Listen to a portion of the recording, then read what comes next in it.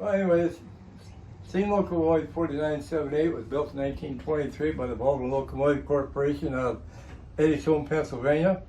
Built as part of an order of 60 locomotives at a cost of some $56,000 each. And to this day, we know of 4 that are still in existence. The 4960 is up at Union Railway Museum. The 4963. 4963. 4063 is up there. 4960 is at Williams, Arizona on the Grand Canyon Railway. 4963 is at Union. My beloved 4978 sits here. And the 4994 is down at Lubbock, Texas, on the grounds of Texas Christian University. Masquerade is in Denver, Fort Worth, number 410. How she got there in the late 1950s, as they were ending service for these Mikados. The Denver and Fort Worth was hauling sugar beets in Denver, Colorado. They were having power shortage issues due to accidents and failures of their diesel locomotives. They called the parent locomotive Brunswick Railroad for help. They sent out a number of these old Mikados to bail them out through the sugar beet season.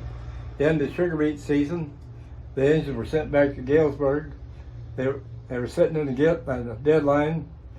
In the last year or so, this engine was sitting outside of the car shops down there. They used steam to run the machines in the car shops.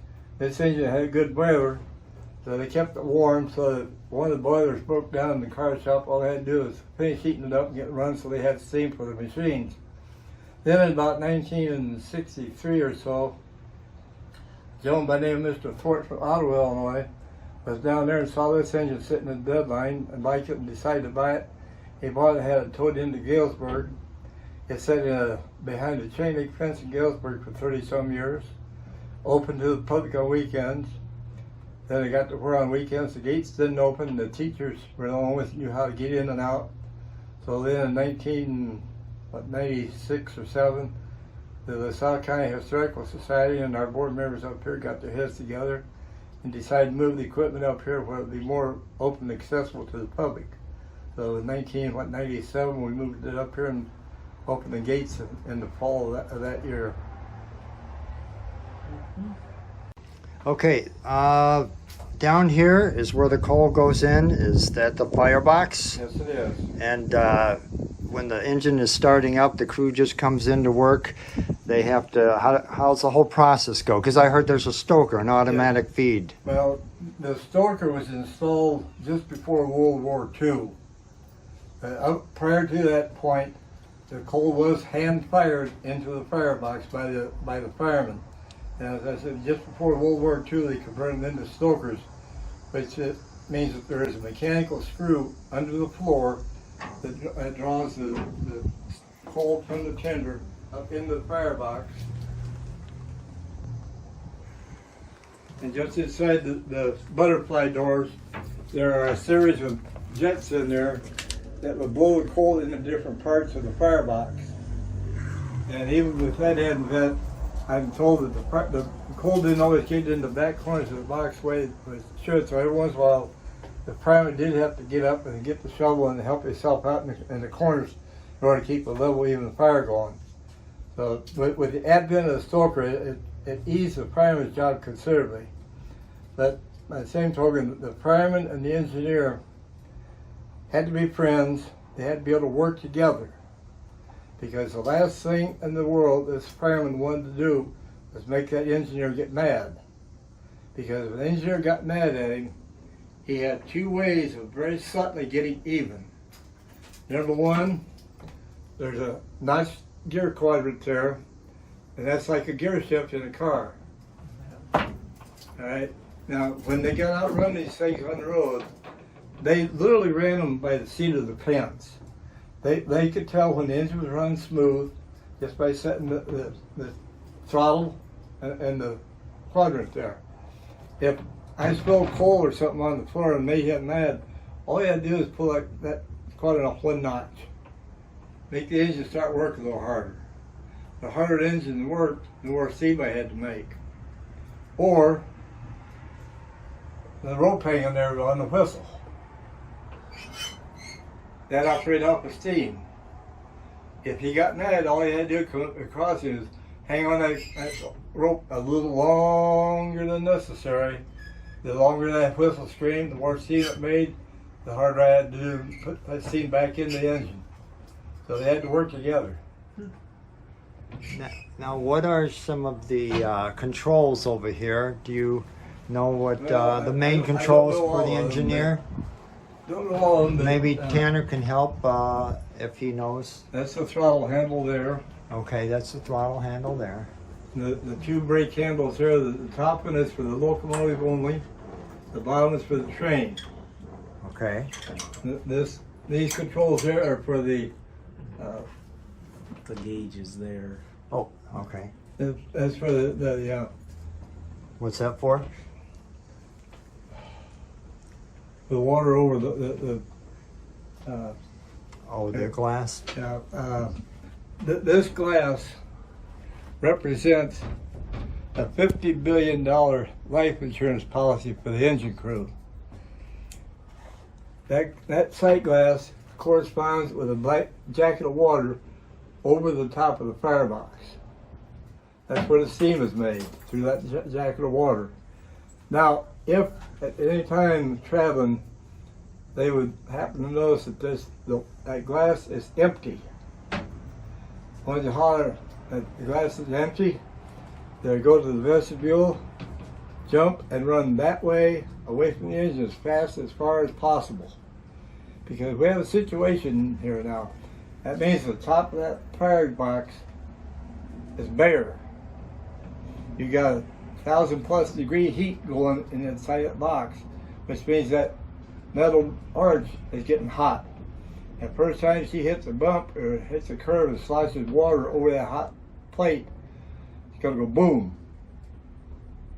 And these things were known to blow up with such tremendous force that the boiler was found 500 or 600 feet away from the engine. So if they were in this engine that blew up, they didn't have time to say, oh, but it's falling, because they were instantly scalded to death. I've always a limited life insurance policy. This was a steam pressure gauge to indicate how much pressure the engine was putting out. Steam heat indicated the heat of the steam. Cold water heater. Down here, these valves here, these control the stoker. Okay. This is a valve controlled the speed of the stoker. These valves controlled the jets that blew the coal around inside the box. Oh. What are these here? Are these the rods or the flues? There? Up there? I'm not sure Or- what those were for. Those might be the stay bolts. Yeah, maybe. Probably the stables. Yeah, I'm sorry. Down here on the floor, you got 6 of these little stubs sticking up here. Those were to shake the grates. Oh, okay. There's a tool back here on the tender that put it over the top of that, and you shake the grates, shake the ash out of the grates. Okay. And of course, you have a lot of appliances up here to operate all the apparatuses on the top of the engine.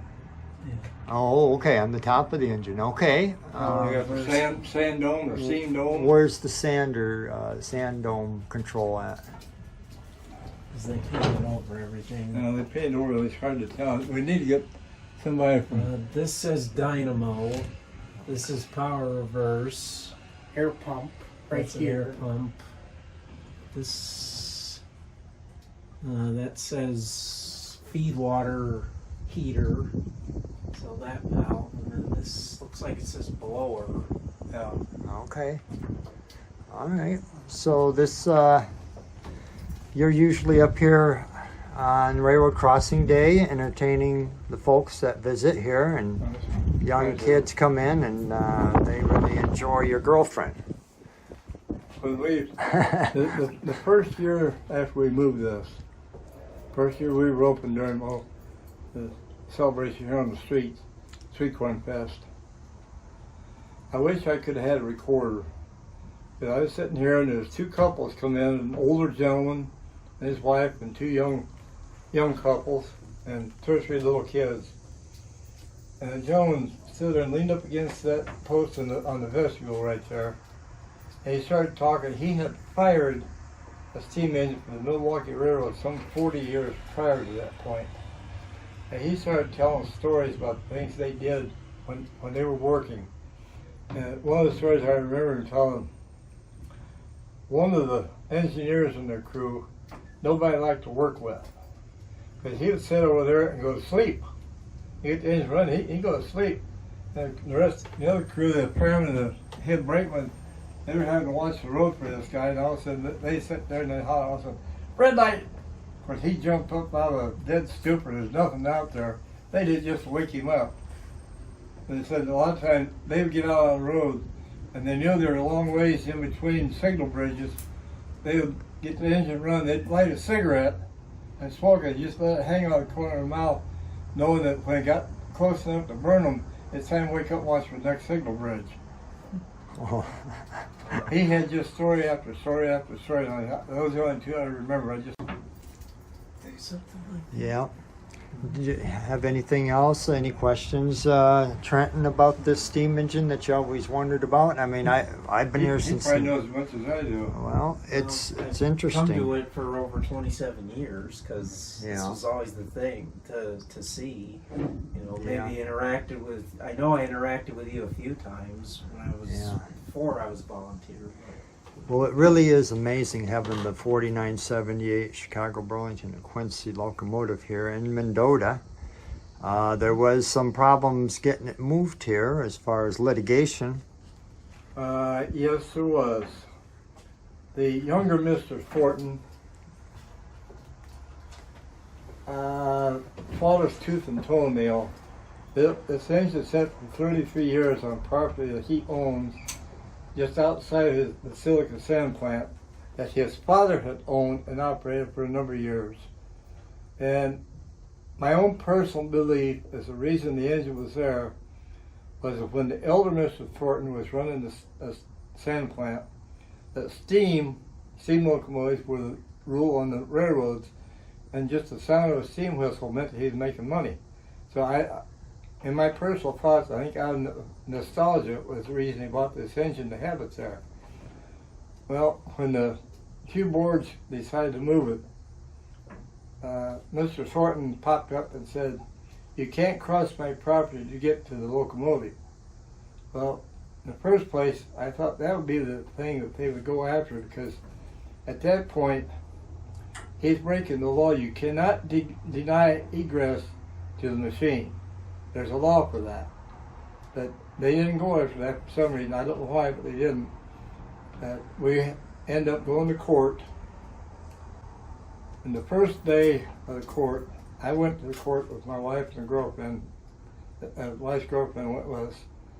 And Mr. Thornton's lawyer was clearly aggravating the judge, because the historical people and our people were the first to speak. And they no more start saying something, and his lawyer would say, "I object." Well, I got to the point where by the time they'd say it, the judge was saying, by the time they got he was overruling whatever they had to say. He said, "I want to hear this testimony. I want to hear what this person has to say." He was overruled and everything never come up against. So I went through the day with nothing being resolved. The case was carried over to the next day. Well, I didn't go the next day. I had to get back to work. But Charlene and her girlfriend went back the next day. And from what I was told, the judge kind of set the tone early in the case on that second day, because as I was told, he asked him point blank, "Don't you think that the engine would be better off in Mendota?" Well, yeah, I guess it would be. Then they went into harangue about damaging the property and doing this and doing this. They wouldn't be able to do anything with it. Well, by the time the engine was removed, you could not tell that anything was ever there. All the ballast was picked up, the fence, the rails, the ties, everything was picked up and hauled out. One of the museum members up here came down with a pickup truck with old bread springs with a couple of cross ties. He drugged the ground with that apparatus.